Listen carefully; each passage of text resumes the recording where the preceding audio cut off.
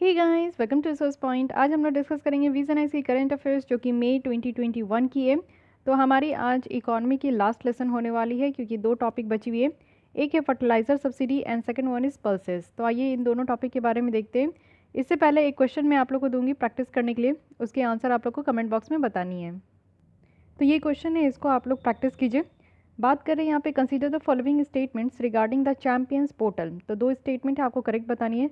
First है कि ये एक technology packed control room cum management information system है। सेकंड वन इज़ कि ये ministry of human resource development के द्वारा इसको लॉन्च किया गया था। तो इन दोनों के बारे में बताना है। और चैंपियंस पोर्टल के बारे में ऑलरेडी मैं आप लोग के साथ डिस्कस कर चुकी हूँ। तो आई होप कि आपको ये चीज़ें याद आए कि ये किस फील्ड से रिलेटेड है।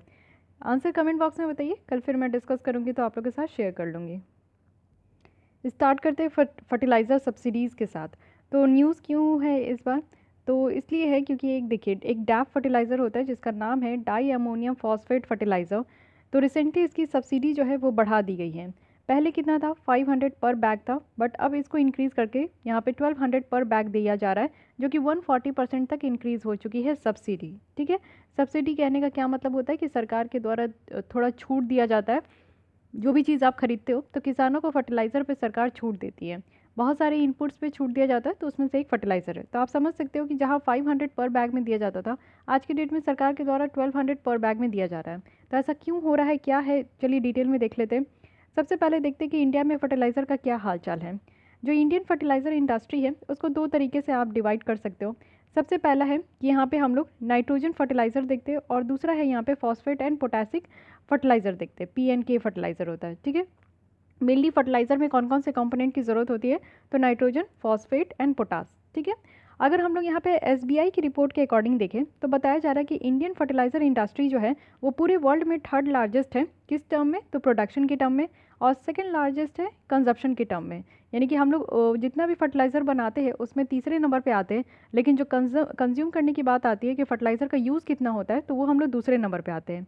इंडिया की फर्टिलाइज़र मार्केट की बात करें तो ये रजिस्टर किया गया है कि CAGR जो है वो 11.9% था, वो भी यहाँ पे 2021 से 2026 तक। तो ये चीज़ें कहा जा रहा है कि आगे आने वाले दिनों में जो है ये 5 साल तक और यहाँ पे हमारा जो है ये बढ़ जाएगा। तो ये CAGR है क्या? तो CAGR का मतलब होता है कंपाउंडेड एनुअल ग्रोथ रेट, यानी कि ये एक साल में कितना ग्रोथ होगा उस चीज़ को एक ऑन एन एवरेज बताया जाता है। तो ये चीज़ आप देख सकते हो कि अगले 5 साल में बताया जा रहा है कि हमारी इंडस्ट्रियल इंडियन जो फर्टिलाइज़र है वो और ज़्यादा ग्रोथ होगी। देखिए फर्टिलाइज़र सब्सिडी का क्या यहाँ पे हालचाल है, इसे देख लेते हैं। एक तो होता है यूरिया टाइप की फर्टिलाइज़र और दूसरी होती है नॉन यूरिया। तो यूरिया में आप देखो जो कि यहाँ पे फार्मर्स को दिया जाता है एक स्टैट्यूटरी नोटिफाइड प्राइस में, यानी कि यहाँ पे एकदम से फिक्स्ड होता है कि इतने प्राइस में जो है किसानों को इस तरीके का यूरिया फर्टिलाइज़र देना है। ठीक है, वहीं अगर हम लोग बात करें तो नॉन यूरिया में क्या है, तो ये सबसे पहले गवर्न किया जाता है NBS स्कीम के द्वारा।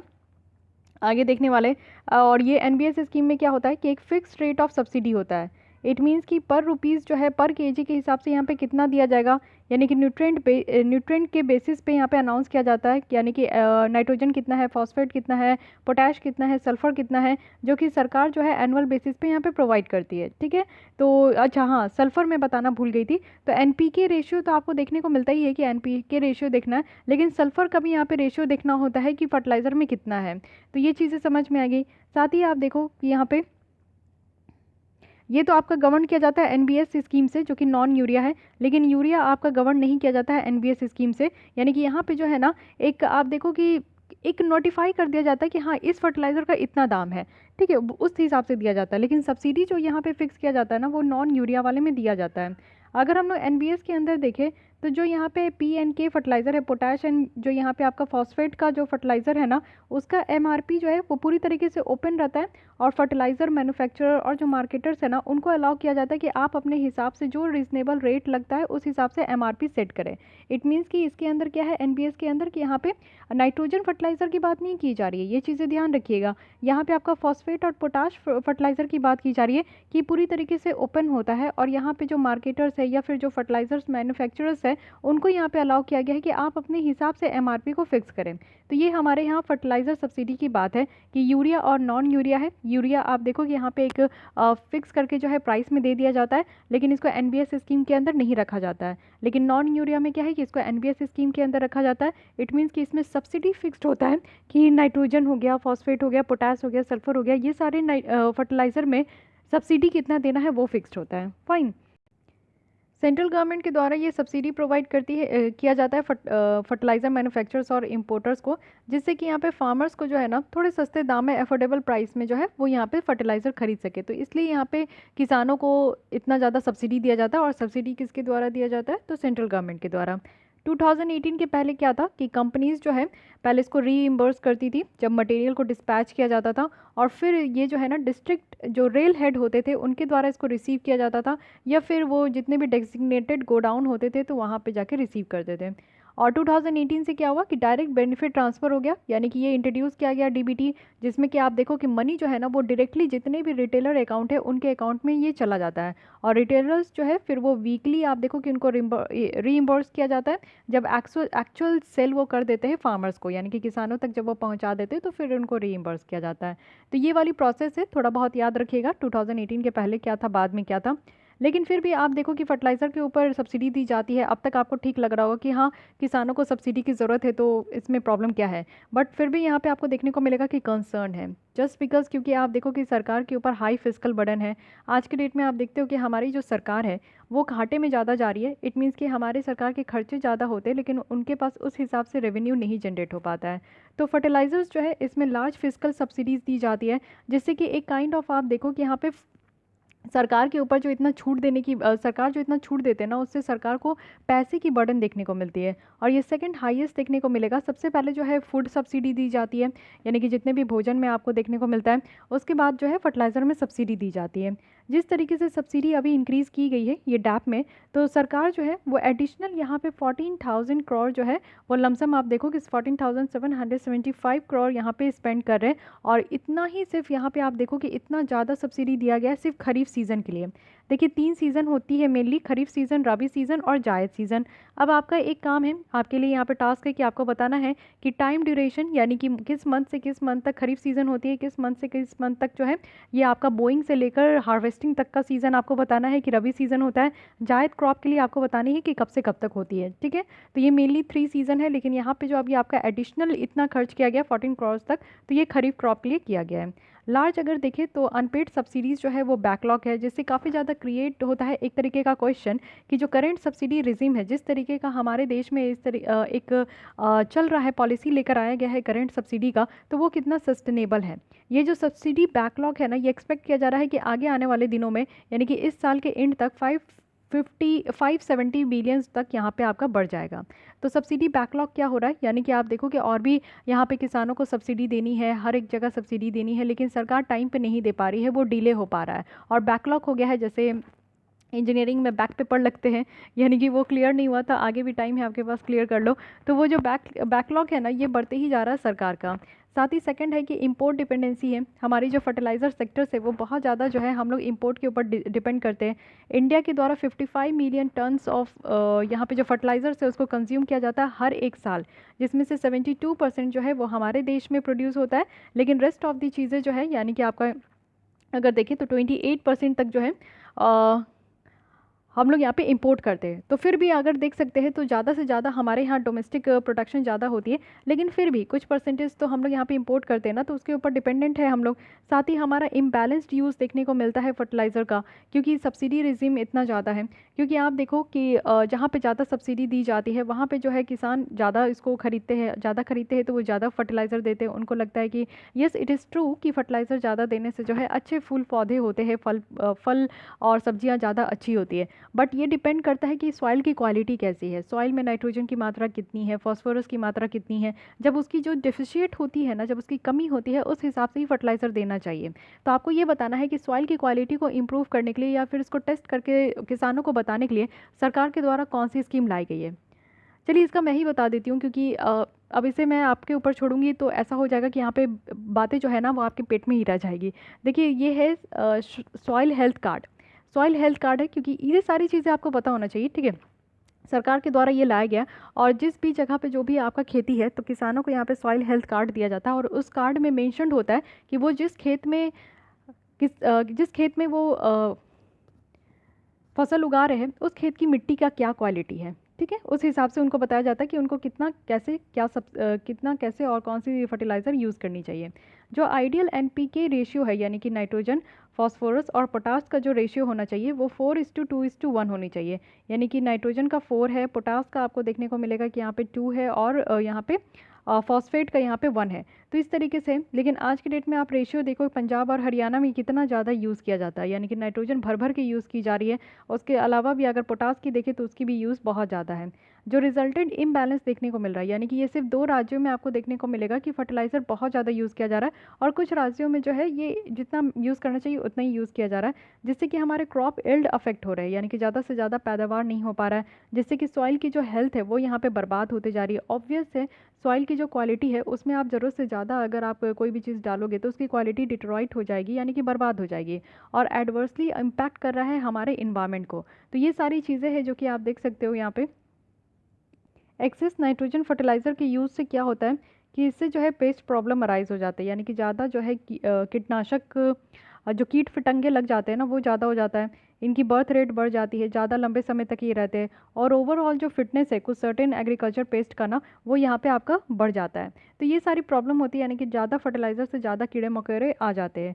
फर्टिलाइज़र जो है ये बर्न भी अकर होता है इससे, यानी कि जलने का भी आपको देखने को मिलेगा, जिससे कि ज़्यादा फर्टिलाइज़र डालने से ना पौधे के जो पत्ते होते हैं ना वो जल जाते हैं। इवन आप देखो कि प्लांट भी डेथ हो जाता है, धीरे धीरे पौधे जो है खुद ही सूख के मर जाते हैं। तो ये चीज़ें आप लोग घर पे भी देखे होंगे अगर आपने कभी भी ये गार्डनिंग वगैरह का आपको एक्सपीरियंस है तो, है कि नहीं। और इकोलॉजिकल इम्पैक्ट अगर हम लोग एक्सेस फर्टिलाइज़र यूज़ का देखें तो ज़्यादा से ज़्यादा फर्टिलाइज़र के यूज़ से क्या होता है ना कि ज़्यादा quantity of green house gases emit होती है हमारे एटमोसफेयर में, और बहुत सारे इंडस्ट्रियल जो कंट्रीज़ है उसमें आप देखोगे फर्टिलाइज़र का ओवर यूज़ होता है, जिसके कारण जो सरफेस वाटर और जो ग्राउंड वाटर है ना वो सब कंटामिनेट हो चुके हैं, क्योंकि ये सारी चीज़ें कंज्यूम करने लायक नहीं होती है। तो यही चीज़ है कि कहीं ना कहीं आप कह सकते हो कि एक्सेसिव जो फर्टिलाइज़र का यूज़ किया जा रहा है उससे ग्रीन हाउस गैसेज जो इमिट हो रही है उससे अल्टीमेटली हमारा ग्लोबल टेम्परेचर बढ़ते जा रहा है, और जो इमिशन है वो भी बढ़ते जा रही है। तो ये एक अलग ही प्रॉब्लम है। साथ ही न्यूट्रिएंट रिच जो फर्टिलाइज़र है ना वो यहाँ पे आप देखो कि जो हमारी एक्वेटिक इकोसिस्टम है उसको कहीं ना कहीं डैमेज करती है, जिससे कि हार्मफुल अल्गल ब्लूम्स और जो अल्गल ब्लूम्स होते हैं, यानी कि ये सारी चीज़ें जो है ना बढ़ जाती है, और इससे हमारी मछलियाँ भी मर जाती है। ऑब्वियस है कि वो सांस भी लेती है पानी में, और इस तरीके का पानी अगर कंटामिनेट हो जाए तो कहीं ना कहीं मछलियों को भी दिक्कत होती है। तो अल्टीमेटली आप समझ सकते हो कि कितना ज़्यादा घातक हो रहा है कि सरकार जो है ना इतना सस्ता करते जा रही है कि किसानों को तो उतना समझ नहीं होता। उनको क्या पता, उनको जब तक बताया नहीं जाएगा कि उनकी मिट्टी की क्वालिटी कैसी है तो ऑब्वियस है कि एक दिमाग में रहता है कि ज़्यादा फर्टिलाइज़र यूज़ करने से अच्छे जो है फूल फल और जो वेजिटेबल्स है वो सब निकल कर आते हैं। लेकिन ये सारा नुकसान भी है, एक ऐसा इस्तेमाल करना तो इसलिए नुकसान है। तो इसलिए इस टॉपिक को आप समझिए कि जो सरकार इतना सब्सिडी बढ़ा रही है ना वो सिर्फ किसान को ही फ़ायदा दे सकता है, ना ही हमारे फिजिकल बर्डन बढ़ता जा रहा है, यानी कि सरकार की तरफ से भी ये घाटा है, और हमारे इन्वायरमेंट के लिए भी घाटा है, हमारे एक्वेटिक इकोसिस्टम के लिए भी घाटा है, हमारे जो और भी आप समझो कि इस तरीके का ग्राउंड वाटर अगर कंटामिनेट हो रहा है, सरफेस वाटर कंटामिनेट हो रहा है, तो कितने सारे ऑर्गेनिजम्स इफेक्ट हो रहे हैं। साथ ही उस पानी को भी हम लोग यहाँ पे पीने के लिए इस्तेमाल करते हैं ग्राउंड वाटर को, तो उससे भी कितने सारे लोगों को जो है हार्मफुल इफेक्ट देखने को मिल रहा है। तो एक गलती से जो है इस तरीके का नुकसान हो रहा है। तो वे फॉरवर्ड में बताया जा रहा है कि जो ये डायरेक्ट कैश ट्रांसफ़र टू जो फार्मर्स को किया जाता है तो CACP है, इट मीन्स कि यहाँ पे commission for agriculture cost and prices है। इनकी अपनी रबी रिपोर्ट्स में इन्होंने बताया था 2021 के लिए रिकमेंड दिया है कि फर्टिलाइज़र का जो कैश सब्सिडी है वो 5000 पर ईयर होना चाहिए। तो ठीक है, इनके द्वारा ये बताया गया है रैशनलाइजेशन होनी चाहिए सब्सिडी रिजिम का, यानी कि एक ही फिक्स्ड हो, ज़्यादा से ज़्यादा रैशनल यूज़ हो, सही तरीके से इसको जितना क्वांटिटी की ज़रूरत है उस हिसाब से इसको यूज़ किया जाए। नंबर ऑफ़ बैग्स जो हर फार्मर को दिया जाता है ना वो यहाँ पे पॉइंट ऑफ सेल डिवाइस से ही देना चाहिए हर एक सीज़न में। इट मीन्स कि खरीफ क्रॉप, रबी क्रॉप और जायद क्रॉप। पॉइंट ऑफ सेल क्या होता है? POS मशीन होता है जिसके तहत ये लोग परचेज़ करते हैं। जिस तरीके से हमारा फार्म गेट प्राइस जो यूरिया का बढ़ते जा रहा है ना ये एक मीनिंगफुल लेवल है हमारे कि किस तरीके से हम लोग पैरिटी प्राइस में इंपोर्ट कर रहे हैं, और किस तरीके से जो न्यूट्रिएंट डिस्टॉर्शन है और जो सब्सिडी कंसर्न है उसको हम लोग एड्रेस कर रहे हैं। किसानों में अवेयरनेस की बहुत ज़्यादा ज़रूरी है, क्योंकि यही चीज़ आप समझो कि हमारे किसान भाई जो है उस चीज़ को नहीं समझ पा रहे हैं कि कितना ज़्यादा उनको किस तरीके से बैलेंस यूज़ करना चाहिए नाइट्रोजन फर्टिलाइज़र का और ये सारे फर्टिलाइज़र का। साथ ही ग्रीन ऑल्टरनेटिव होना चाहिए केमिकल फर्टिलाइज़र का। देखिए बायो फर्टिलाइज़र आज की डेट में बहुत ज़्यादा चल रहा है, जिसमें कि आपको अलगल, फंगल और जो बैक्टीरियल है उनका इस्तेमाल करके इस तरीके का फर्टिलाइज़र बनाया जाता है, जो कॉस्ट इफेक्टिव भी होते, सस्ते भी होते, कॉस्ट इको फ्रेंडली भी होते, हमारे इन्वायरमेंट को ज़्यादा नुकसान भी नहीं पहुँचाते और हमारा पैदावार भी यहाँ पे 15 टू 25% इंक्रीज़ भी हो जाएगा। अनदर अगर इको फ्रेंडली फर्टिलाइज़र ऑप्शन देखें तो ये स्लो रिलीज़ जो है नेचुरल प्रोडक्ट है। जैसे कि आप देखो कि मिल मिल ऑर्गेनाइट है, जो कि यहाँ पे न्यूट्रिएंट को जो है रिलीज़ करते हैं स्लोली स्लोली प्लांट को, और ऑर्गेनिक मैटर जो है वो यहाँ पे सॉइल में ये रिलीज़ करते हैं। तो इस तरीके से भी हम लोग कुछ ऑल्टरनेटिव यहाँ पे ज़रूर यूज़ कर सकते हैं। ये जो हमारा फर्टिलाइज़र यूज़ करने का तरीका है, इससे हमारी ग्लोबल इमिशन बढ़ रही है, हर एक तरीके का प्रॉब्लम है, फिर से मैं क्या काउंट कराऊँ, है कि नहीं। तो ये सारी वे फॉरवर्ड कही गई है कि एक तो फिक्स कर देना चाहिए, CACP के द्वारा कहा गया। दूसरा कि हमारे यहाँ रैशनलाइज होनी चाहिए, सब्सिडी देना है तो वो भी एक फिक्स्ड होना चाहिए, अवेयरनेस हो यहाँ पे किसानों के पास, और ग्रीन ऑल्टरनेटिव होनी चाहिए। अब देखते हैं कि स्पेसिफिक इश्यूज जो देखने को मिलता है यूरिया फर्टिलाइज़र को लेकर। तो यूरिया में आप देखो कि सबसे ज़्यादा यहाँ पे लार्जेस्ट सब्सिडी देखने को मिलता है, क्योंकि यहाँ पे सब्सिडी फिक्स्ड होता है। और साथ ही साथ आप देखो कि 70% जो है टोटल फार्मर फर्टिलाइज़र की सब्सिडी जो है वो यूरिया सब्सिडी में रहती है, और ये एक्चुअल कॉस्ट ऑफ जितना प्रोडक्शन होता है ना उसी के बेस में यहाँ पे दिया जाता है। यूरिया की बात करूँ तो मोस्ट फिजिकली कंट्रोल्ड फर्टिलाइज़र है, यानी कि सरकार जो है यूरिया सेक्टर में काफ़ी ज़्यादा इंटरवीन करती है। तो यहाँ पे जो आप देखो कि यूरिया जो है वो सबसे ज़्यादा कंट्रोल्ड फर्टिलाइज़र है। तो सरकार जो इंटरवीन करती है वो आप देखो कैसे, यहाँ पे क्या क्या क्या होता है। सबसे पहले तो यहाँ पे कंट्रोल्ड MRP है, यानी कि जो MRP सेट करना है कि कितने रुपीज़ की यहाँ पे फर्टिलाइज़र देनी है, वो यहाँ पे सरकार के द्वारा ही कंट्रोल की जाती है। नेक्स्ट यहाँ पे जो सब्सिडी दी जाती है हमारे डोमेस्टिक प्रोड्यूसर को, वो भी यहाँ पे आप देखो कि सरकार के द्वारा ही फिक्स किया जाता है। साथ ही कंसाइनमेंट स्पेसिफिक सब्सिडी है जो कि इम्पोर्टर्स को दिया जाता है। 28% जो हम लोग इम्पोर्ट करते हैं फर्टिलाइज़र, उसके ऊपर भी आप देखो कि सब्सिडी दी जाती है। साथ ही साथ कैनलाइज्ड इम्पोर्ट भी है, सिर्फ 3 एजेंसीज़ है जिनको अलाउ किया गया है कि वो यहाँ पे यूरिया को इम्पोर्ट करें। साथ ही साथ मूवमेंट जो है वो डायरेक्टेड है, सरकार के द्वारा ही बताया जाता है मैन्युफैक्चरर्स को, इंपोर्टर्स को, कि कितना यहाँ पे इंपोर्ट करना है और कैसे जो है इसको कहाँ कहाँ इस्तेमाल करना है। तो ये 5 एरिया है जहाँ पे आप ये समझ सकते हैं कि यूरिया सेक्टर में सरकार की भी इंटरवेंशन होती है, ये भी भागीदारी है। इकोनॉमिक सर्वे के द्वारा तो ये कहा ही गया था 2015-16 में कि 24% जो यूरिया सब्सिडी है ना वो इनएफिशिएंट प्रोड्यूसर्स को यहाँ पे दिया जाता है, यानी कि एक अच्छा खासा प्रोड्यूसर भी नहीं है उनको 24% तक का सब्सिडी दिया जाता है। बाकी 41% जो सब्सिडी दी जाती है वो नॉन एग्रीकल्चर यूरिया को दी जाती है, जिसमें आप देखो कि हमारे जो पड़ोसी देश है ना उनको स्मगलिंग के तौर पे दिया भी जाता है, यानी कि उनको यहाँ पे भेज दिया जाता है। 24% जो है वो हमारे बहुत बड़े यानी कि जो अमीर किसान है उनके द्वारा यूज़ किया जाता है। साथ ही अगर हम लोग देखें तो यहाँ पे कहा जा रहा है कि 1 प्रोडक्ट 1 प्राइस प्रिंसिपल होना चाहिए हमारे देश में। और तो यहाँ पे एग्रीकल्चर यूरिया में जो 75% तक सब्सिडीज़ जो है ना वो एक लार्ज प्राइस वेज यहाँ पे क्रिएट करता है। कहने का मतलब है कि जो ब्लैक मार्केटिंग होती है ना, काली बाजारी, तो ब्लैक मार्केटिंग जो होती है उसमें इतना ज़्यादा सब्सिडीज़ आपका जा रहा है। ब्लैक मार्केट की प्राइस आप जानते हो कि कोई भी चीज़ अगर 10 रुपये की है तो ब्लैक मार्केट में वो 100 रुपये की मिलती है। तो वही चीज़ यहाँ पे कहा जा रहा है कि एक्चुअली एक प्रोडक्ट का तो एक प्राइस होना ही चाहिए, क्योंकि बहुत सारी जगह पे ब्लैक मार्केटिंग होती है जिसके कारण फर्टिलाइज़र्स जो है बहुत महंगे भी मिल रहे हैं। अब स्टेप्स देखते हैं कि क्या क्या सरकार के द्वारा लिया गया है। तो 2015 में न्यू यूरिया पॉलिसी थी। इसका ऑब्जेक्टिव था कि हमारे यहाँ ज़्यादा से ज़्यादा यूरिया प्रोडक्शन को मैक्सिमाइज़ करना है, एनर्जी एफिशिएंसी होनी चाहिए यूरिया प्रोडक्शन में, और जो सब्सिडी दी जा रही है वो रैशनलाइज करना है, यानी कि जो सब्सिडी बर्डन है सरकार के ऊपर उसको कहीं ना कहीं रैशनलाइज करने की भी बात की गई थी इस यूरिया पॉलिसी में। नीम कोटेड यूरिया भी लाया गया था। इसका ऑब्जेक्टिव था कि बैलेंस्ड यूज़ हो फर्टिलाइज़र का। इट मीन्स कि यहाँ पे मैंडेटरी है कि सारे डोमेस्टिक प्रोड्यूसर्स जो यूरिया के थे वो यहाँ पे 100% नीम कोटेड यूरिया ही यूज़ करेंगे।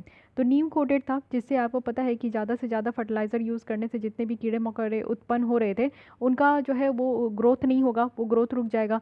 साथ ही जितना इमिशन हो रहा था वो इमिशन नहीं हो पाएगा ज़्यादा से ज़्यादा। तो ये सारी चीज़ों को यहाँ पे टैकल करने के लिए नीम कोटेड यूरिया का इस्तेमाल किया गया, और ये जो है उस समय मैंडेटरी कर दिया गया था। Third was cool pooling, gas pooling. तो गैस पूलिंग क्या है इट मीन्स कि हमारे डोमेस्टिक गैस का जो है वो पुलिंग होगा, और वो भी कैसे, तो रीगैसिफाइड लिक्विफाइड नेचुरल गैस के साथ, जिससे कि नेचुरल गैस यहाँ पे यूनिफॉर्म प्राइस में सारे नेचुरल गैस ग्रिड को यहाँ पे प्रोवाइड किया जाए जो भी यहाँ पे यूरिया मैन्युफैक्चरिंग प्लांट से कनेक्टेड है। सो इसको भी गैस पुलिंग कहा गया है कि हर किसी को एक जैसा यहाँ पे प्रोवाइड किया जाएगा। And last but not list, soil health card.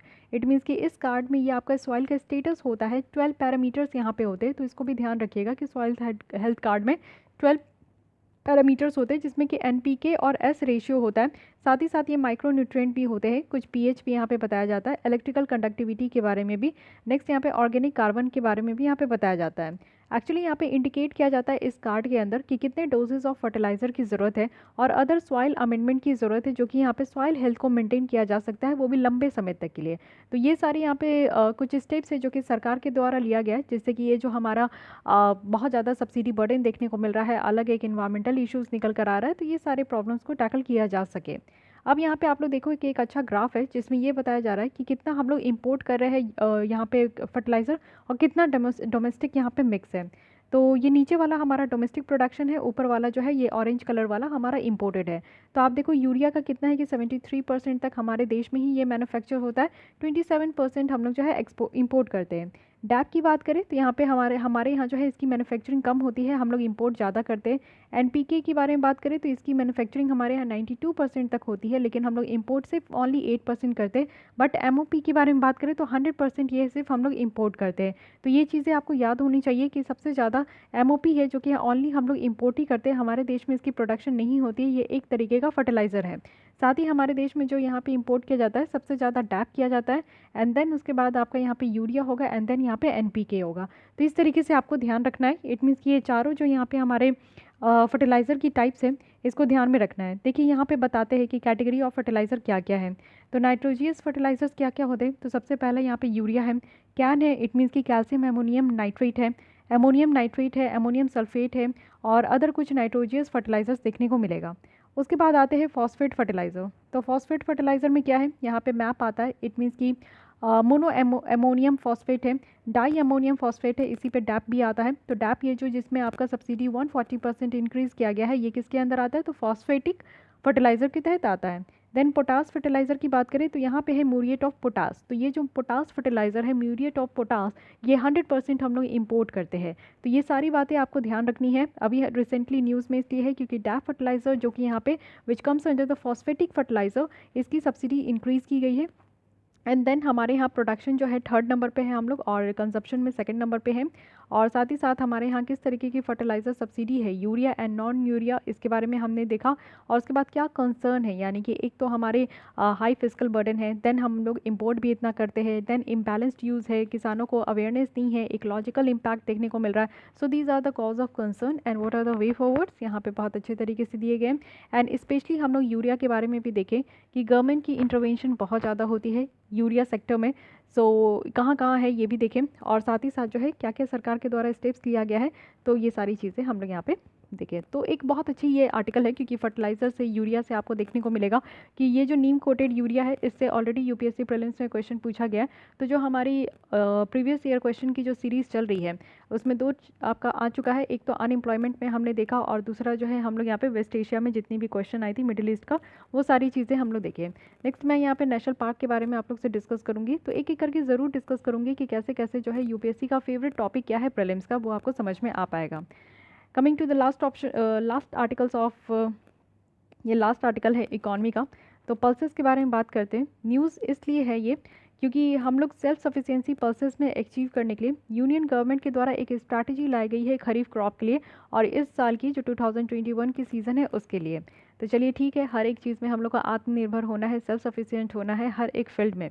तो एक डिटेल प्लान बनाया जा रहा है दोनों तरीके से कि कैसे हम लोग एरिया को एक्सपेंड करेंगे और प्रोडक्टिविटी भी हमारे यहाँ बढ़ेगी। पल्सेस में बहुत तरीके के पल्सेस आते हैं, ये आप देख सकते हो। ये होता है तूर, मूंग, उड़द। तो ये सारे पल्सेस को कैसे हम लोग अपने देश में इसकी प्रोडक्टिविटी बढ़ाएंगे और एरिया भी एक्सपेंड करेंगे। कुछ सर्टिफाइड सीड्स भी होते हैं हाई यील्ड वैरायटी के, जिसको कि डिस्ट्रीब्यूट किया जाएगा फ्री ऑफ कॉस्ट, जिससे कि हमारी एरिया इंक्रीज़ हो पाएगी। More than 20 lakh mini kits है। इट मीन्स कि यहाँ पे आप देखो कि almost 10 times more than last year था, जो कि यहाँ पे जो बीज होते हैं ना ये पल्सेस के दाल के, तो उसको डिस्ट्रीब्यूट किया जाएगा, और इसके लिए टोटल यहाँ पे अमाउंट जो रखा गया है वो 82 करोड़ है। ओके, पल्सेस इन इंडिया देख लेते हैं कि क्या क्या हमारे देश में। देखिए लेग्यूम्स इसे कहा जाता है, लेग्यूम्स में आपका सब आता है। सोयाबीन हो गया, ये पीनट है, पल्सेस है, फ्रेश पीस है जो मटर का दाना होता है, फ्रेश बीन्स भी आप लोग खाते होंगे, और ये ड्राई बीन्स है। नेक्स्ट यहाँ पे ड्राई पीस है, चिक पीस है, और ये है लेंटिल्स। तो इस तरीके के सारे दाल होते हैं, ठीक है, तो इसको ध्यान रखना है। हमारे देश में दाल का क्या हालचाल है देख लेते हैं। ड्राई एडिबल सीड्स जो प्लांट के होते हैं, लेग्यूम फैमिली के होते हैं। तो ये जितने भी तरीके के आपको दाना, मटर और दाल देखने को मिलता है, ये सब किसके अंदर आता है, लेग्यूम फैमिली के अंदर आते हैं। पल्सेस भी एक तरीके का सुपर फूड है, क्योंकि आप देखते हो कि दाल तो सबको ही खाते ही है, चाहे वो मसूर का दाल हो, अरहर का दाल हो, या फिर कुछ भी हो, और चने का दाल हो, और जिसमें कि आपको chickpeas, lentils, dry peas, beans, ये सारी चीज़ें कॉमन देखने को मिलेगी। इंडिया आप देखो कि कंटिन्यू है कि हम लोग लार्जेस्ट प्रोड्यूसर है। इट मीन्स कि ग्लोबल प्रोडक्शन का 25% प्रोडक्शन हमारे देश में होता है, लार्जेस्ट कंज्यूमर भी है। वर्ल्ड कंजप्शन का 27% कंजप्शन हमारे देश में होता है, लार्जेस्ट इंपोर्टर भी है। इट मीन्स कि हम लोग 14% जो है पल्सेस को इंपोर्ट भी करते हैं। तो ये तीनों में हम लोग जो है एकदम से महारत हासिल किए हुए हैं। पल्सेस की अगर बात करें तो 20% जो एरिया है हमारे देश में वो फूड ग्रेन्स के अंदर है, और इसी के तहत 7 to 10% जो है वो टोटल फूड ग्रेन्स प्रोडक्शन हमारे देश में होती है।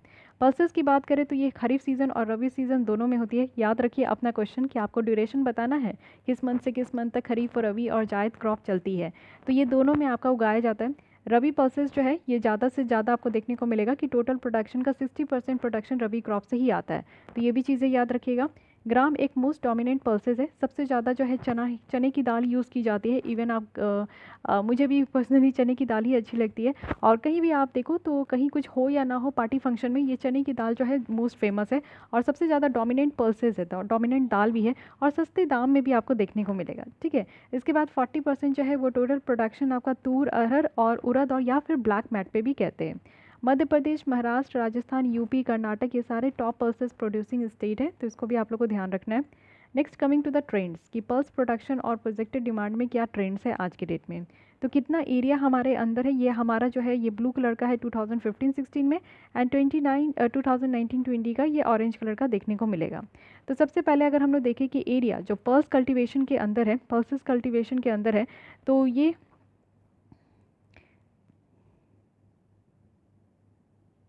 एरिया जो है ये हमारा मिलियन हेक्टेयर में बताया जा रहा है। 2015-16 में 24 मिलियन हेक्टेयर था, बट अब ये बढ़ के 29 मिलियन हेक्टेयर हो चुका है। वहीं अगर हम लोग पॉपुलेशन ऑफ पल्सेस देखें, प्रोडक्शन ऑफ पल्सेस देखें, तो 2007-8 में ये 14% था, ठीक है, 14 मिलियन टन्स तक था, और 2021-2 में बताया जा रहा है कि 24 मिलियन टन्स तक ये हमारा प्रोडक्शन और ज़्यादा बढ़ जाएगा। इट मीन्स कि हमारे यहाँ एरिया भी एक्सपेंड हुए हैं, और साथ ही साथ जो है प्रोडक्शन भी एक्सपेंड हुआ है। डिमांड अगर हम लोग देखें तो हमारे यहाँ डिमांड भी बढ़ चुका है, क्योंकि इस बार आप कोविड-19 में देख रहे थे कि पल्सेस को मैंडेटरी कर दिया गया था, जो पीडीएस के थ्रू, पब्लिक डिस्ट्रीब्यूशन सिस्टम के थ्रू जो लोगों को राशन दी जाती है ना, उसमें पल्सेस भी दी जाती है। And next per capita availability of अगर पल्सेस देखें तो यहाँ पे डाउन हो गया है, कि पहले हमारे यहाँ जितनी पॉपुलेशन थी उन सबको दाल मिलता था, बट आज की डेट में हमारे यहाँ जितनी पॉपुलेशन है उतने लोगों को दाल नहीं मिल पा रहा है। तो एक ऐसा एरिया है जहाँ पे हम लोग यहाँ पे डाउन कर चुके हैं। बाकी ऑल ऑफ द एरिया में आप देखो कि हमारी जो है प्रीवियस ईयर से आज के डेट में प्रोडक्शन हो, एरिया ऑफ एक्सपेंशन हो, या फिर डिमांड हो, वो सारी जगह हम लोग जो है ग्रोथ किए। अब देखते हैं इंडियन पल्सेस इंडस्ट्री में क्या चैलेंजेस हैं। सबसे बड़ी चैलेंज है हाई यील्ड गैप का। इट मीन्स कि यहाँ पे अगर हम लोग देखें कि पैदावार जो है वो हमारे यहाँ कम हो पा रहा है। जिस तरीके की हमारे देश में डिमांड है, जिस तरीके की हमारे देश में पॉपुलेशन है, जिस तरीके की हमारे देश में खेती होते आती है, उसके अकॉर्डिंग अगर हम लोग देखें तो हमारा यील्ड बहुत कम देखने को मिलता है। हमारे पास ये पोटेंशियल है कि हम लोग ओवरऑल जो प्रोडक्शन है वो बढ़ा सकते हैं, बट हमारे यहाँ कुछ यहाँ पे आप देखो कि कुछ प्रॉब्लम्स भी है, जिसके कारण हम लोग इस चीज़ को नहीं बढ़ा पाए। पीजन पी ऑलमोस्ट 50% है, और उसी के बाद ग्राम पी है जो कि 45% तक हमारे यहाँ एक अच्छा खासा आप देखो कि इनकी यील्ड गैप देखने को मिलती है। इनपुट रिलेटेड चैलेंजेस भी है। अगर हम लोग देखें तो नॉन अवेबिलिटी है, यानी कि लोकेशन स्पेसिफिक नहीं मिल पाता है। हाई यील्ड वैरायटी क्वालिटी जो सर्टिफाइड सीड्स है वो यहाँ पे रिकमेंड किया गया है सारे लेवल पर, बट ये अवेलेबल नहीं है। साथ ही लैक ऑफ डिमॉन्स्ट्रेशन है, और जो लाइट सीड ड्रिल्स वगैरह है, यानी कि बीज को यहाँ पे ड्रिल करके मिट्टी के अंदर ये आपका रखा जाता है, तो ये भी जो ड्रिल मशीन वगैरह है इसकी भी इम्प्लीमेंटेशन कम देखने को मिलेगा।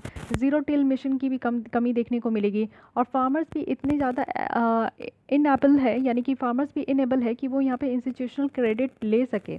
तो आप देखो कि टेक्नोलॉजी की भी कमी है। इट मीन्स कि जो यहाँ पे बीज की बीज छोड़िए, जो हमें दाल उपजाने के लिए जो भी इनपुट की ज़रूरत है, एक अच्छी क्वालिटी ऑफ सीड्स की ज़रूरत है, सीड्स को ड्रिल करने के लिए मशीन की ज़रूरत है, साथ ही हमें टेक्नोलॉजी की ज़रूरत है, साथ ही क्रेडिट भी होना चाहिए किसानों के पास। तो ये सारी इनपुट की कमी देखने को मिलती है। प्रोडक्शन रिलेटेड क्या चैलेंजेस हैं कि पल्सेस जो है ना, बहुत सारे बायोटिक और एबायोटिक स्ट्रेस देखने को मिलते हैं। मीड सेशन जो है वो कोल्ड वेव आ जाता है। रबी सीज़न के टाइम में आप देखोगे कि वहाँ पे ठंड होती है तो बहुत कोल्ड वेव आ जाता है। और आप देखो कि यहाँ पे टर्मिनल हीट भी देखने को मिलेगा रबी सीज़न के टाइम में, क्योंकि मार्च मंथ में भी काफ़ी ज़्यादा जो है ये आपका गर्मी हो ही जाता है, तो इसलिए यहाँ पे हीट देखने को मिलता है। कभी ठंड हो गया, कभी हीट हो गया। माइक्रोन्यूट्रिएंट डिफिशियंसी देखने को मिलती है। सॉइल में अल्कलाइन है, सैलिनिटी की ज़्यादा मात्रा देखने को मिलती है। वाटर लॉगिंग हो जाता है। क्रॉप फेलियर भी देखने को मिलता है कि अगर मानसून बिहेवियर बहुत हद से ज़्यादा बर्बाद हो, यानी कि मानसून सीज़न में बारिश बहुत ज़्यादा होती है तो पानी बहुत टाइम तक रह जाता है, जिसके कारण दाल की जो प्रोडक्शन है वो बहुत ज़्यादा बर्बाद हो जाती है नॉर्थ इंडिया में। और मॉइस्चर स्ट्रेस भी है कि इस महीने आप देखो कि ये एक ऐसा मौसम है जहाँ पे आपका मॉइस्चर बहुत ज़्यादा हो जाता है, तो उसके कारण भी हमारी फसलें बर्बाद हो जाती है। तो प्रोडक्शन रिलेटेड भी प्रॉब्लम देखने को मिला। साथ ही कल्टीवेशन जो मार्जिनलाइज्ड लैंड में किया जा रहा है,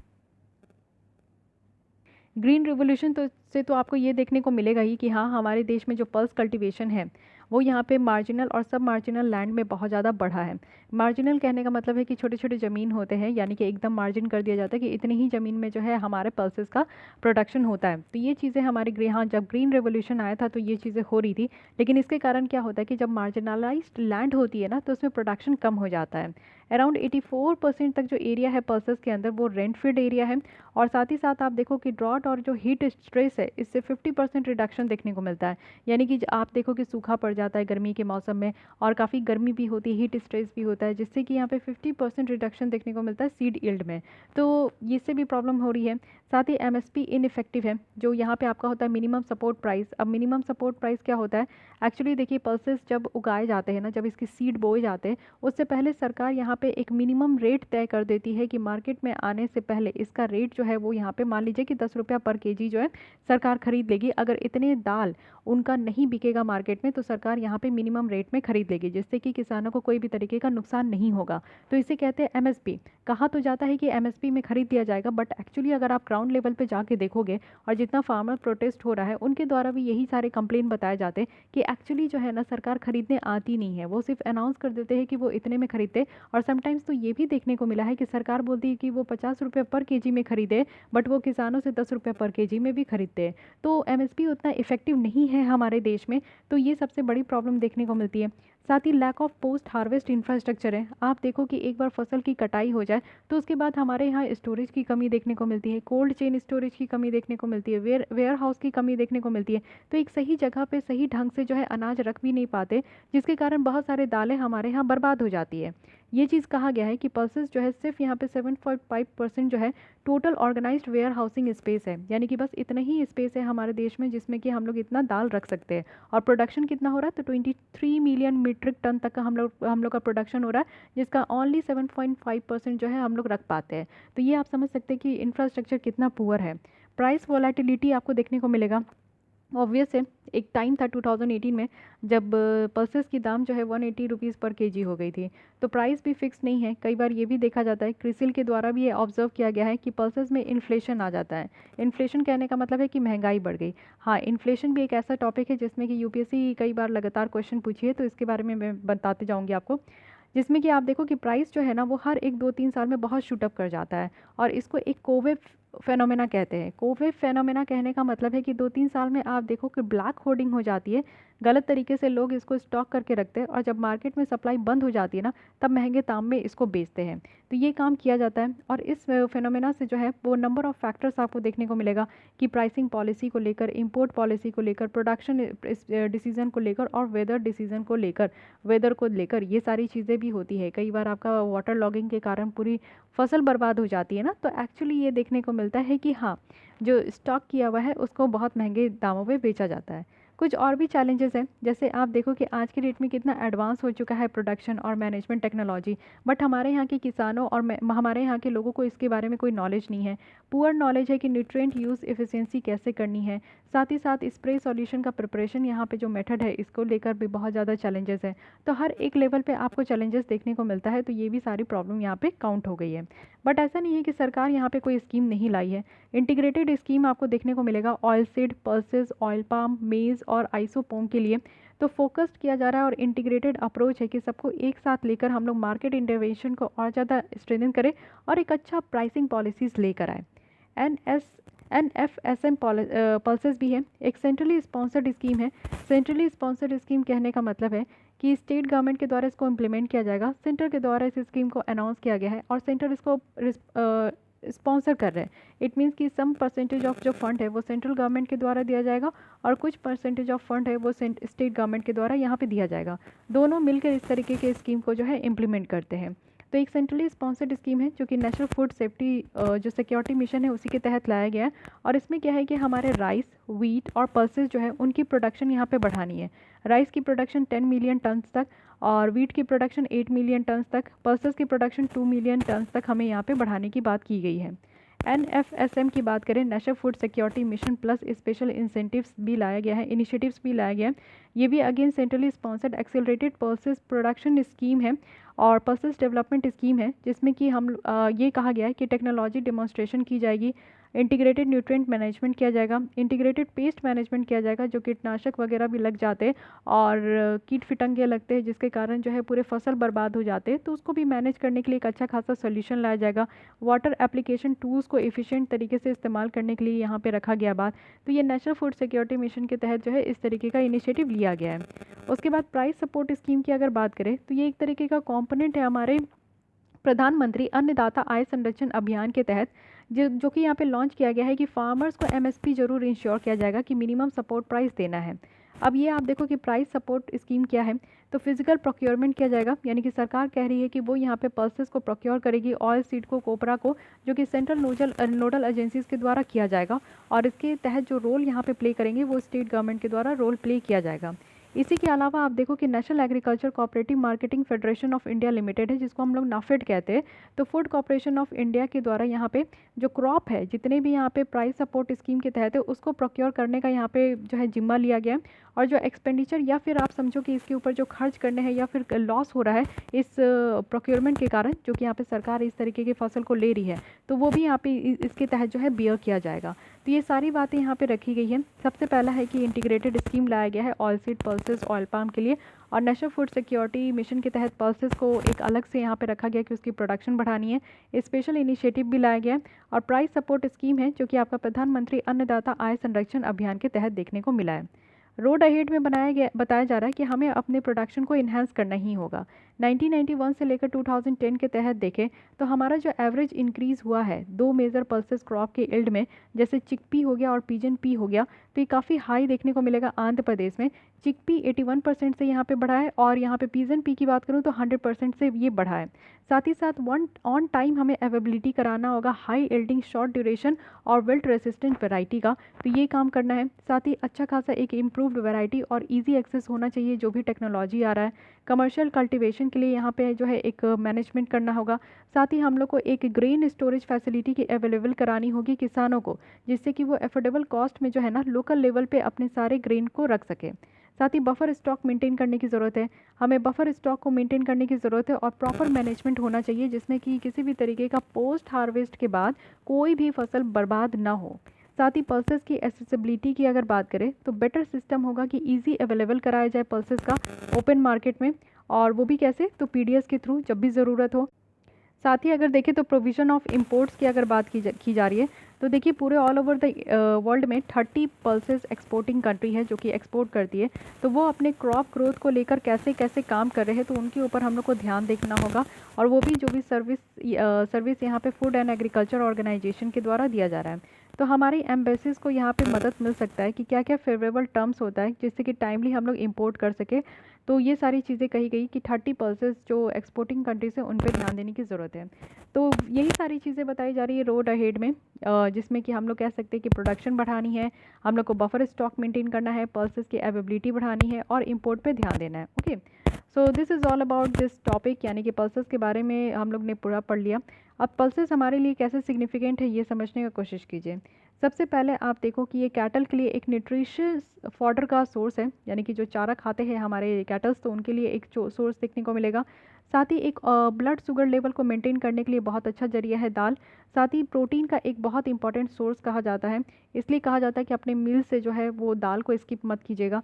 साथ ही लो कार्बन और वाटर फुटप्रिंट है, यानी कि कार्बन इमिशन बहुत कम होता है पल्स प्रोडक्शन से। साथ ही इंडस्ट्रियल क्रॉप जो है यहाँ पे रॉ मटेरियल प्रोवाइड करते हैं इंडस्ट्रीज़ को। शॉर्ट ड्यूरेशन फैसिलिटीज़ है, जो कि यहाँ पे आप देखो कि आराम से जो है सेकंड क्रॉप ग्रो हो जाता है सेम लैंड में, यानी कि जहाँ पे आपकी पहली बार जो है पल्सेस ग्रो हो गई थी उसी लैंड में आपका फिर से आप उस वहाँ पे सीड जो है वो बो दो तो दोबारा भी वहाँ पे जो है आपका पल्सेस ग्रो हो जाएगा, तो काफ़ी आसान है। साथ ही यहाँ पे ऑर्गेनिक मैटर भी सॉइल में ऐड होता है इसके कारण, और साथ ही जो है ये एटमॉस्फेरिक नाइट्रोजन को भी फिक्स करने में हेल्प करता है। तो एक आप देखते हो कि ऐसा पल्स प्रोडक्शन किया जा रहा है जिससे कि काफ़ी तरीके से जो है हमें फ़ायदा ही मिल रहा है, चाहे वो हमारी मिट्टी हो, पौधे हो, इन्वायरमेंट हो, लोग हो, हर एक तरीके से ये हेल्पफुल है। तो इसलिए पल्सेस की जो प्रोडक्शन है उस पर काफ़ी ध्यान दिया जा रहा है, और यहाँ पे मुझे लगता है कि आपको हमारे देश में जो दाल की कीमत है और दाल की जो बात है वो सब आपको डिटेल में पता चल चुका होगा। तो आई होप कि आपको ये लेसन अच्छी लगी होगी। यहाँ पे हमारी जो इकॉनमी है वो कंप्लीट हो गई है। कल हम लोग स्टार्ट करेंगे सिक्योरिटी के, एक टॉपिक है तो ये आपका आ जाएगा, फिर उसके बाद हम लोग इन्वायरमेंट के लेसन स्टार्ट करेंगे। तो गाइज़ आज के लिए बस इतना ही। अगर आपको ये लेसन अच्छी लगती है, हेल्पफुल लगती है, तो उसके लिए लाइक कीजिए, अपने दोस्तों के साथ भी शेयर कर सकते हैं। फिर भी कोई डाउट कोई सजेशन है तो कमेंट करना ना भूलें, एंड मेक श्योर कि आपने हमारे चैनल को सब्सक्राइब कर लिया है। मिलते हैं कल हम लोग इसी टाइम पे। आज के लिए बस इतना ही। Thank you.